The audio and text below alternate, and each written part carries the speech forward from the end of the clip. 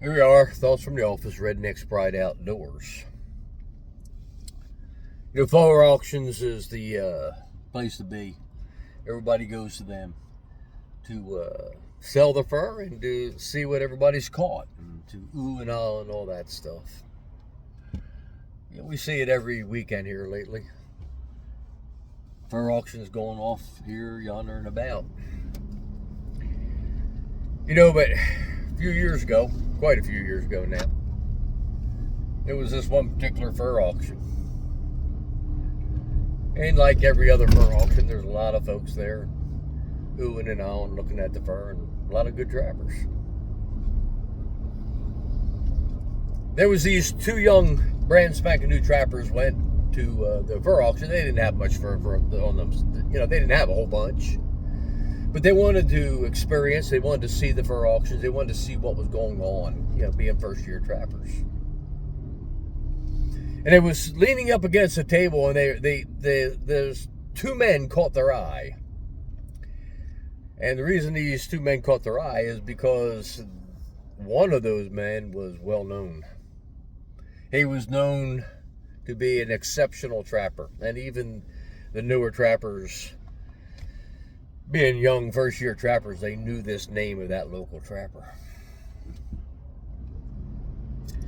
That local trapper had a pile of fur sitting there, make you envious. And those two young guys were sitting there looking at it from a distance. They didn't want to approach him too close, They didn't want to push their luck there. And that middle-aged trapper was talking to a older trapper, probably in his 70s. And as the two young men was looking at the two men talking, it was obvious that these two men not only knew each other quite well, but seemed to be they was very close to each other.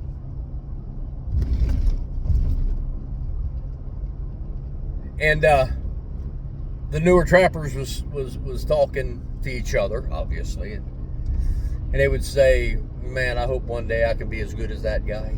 They're looking at that middle-aged trapper.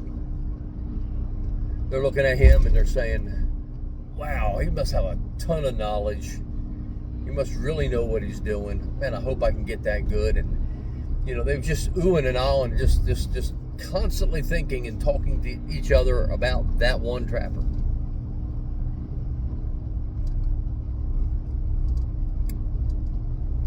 A few feet away was another old timer, and he was just doing what most old timers do at these things. He was just leaning against the table a few feet away from these young guys and listening to them talk. Eavesdropping, but he was listening to them, and he kept, he was hearing them talk about how they hoped one day that they could be as good as that middle-aged trapper. Now, like I said, that middle-aged trapper had a pile of fur there that foxes, coyotes, raccoons, mink, muskrat. He was just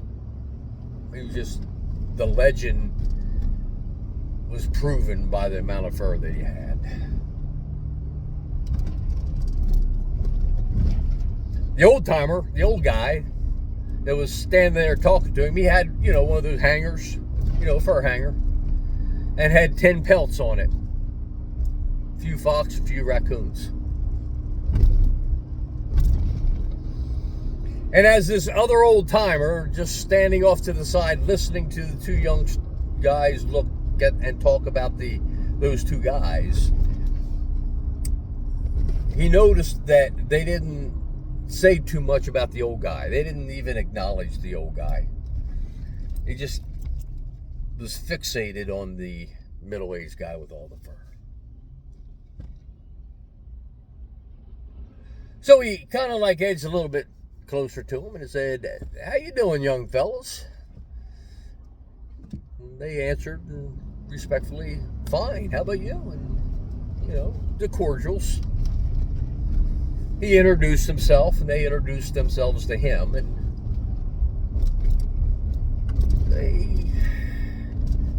a little bit of small talk, like, you enjoying the day, what about all this fur? And, the young guys are saying we're in awe, the whole kit and caboodle, just small talk.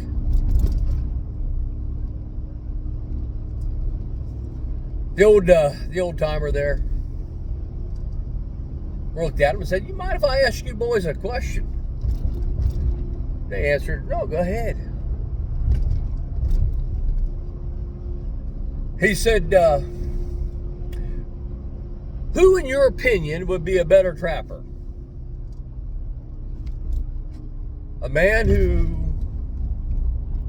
sets a lot of traps and catches a lot of fur, or a man that sets 10 traps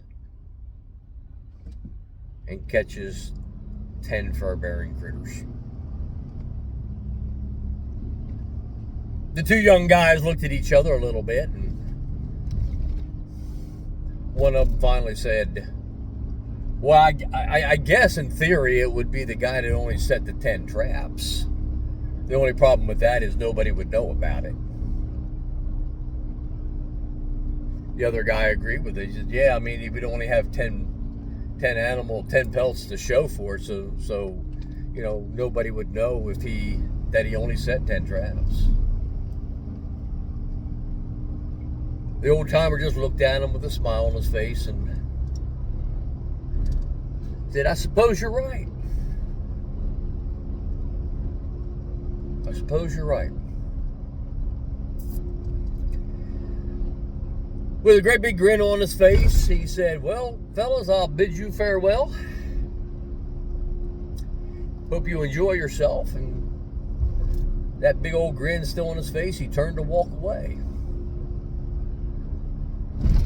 The two young men watched him as he took the first few steps, and he stopped mid-stride.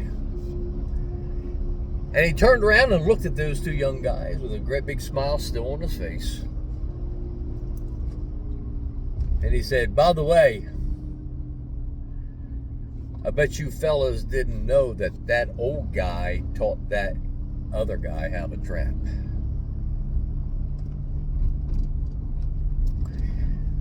I'll leave it there.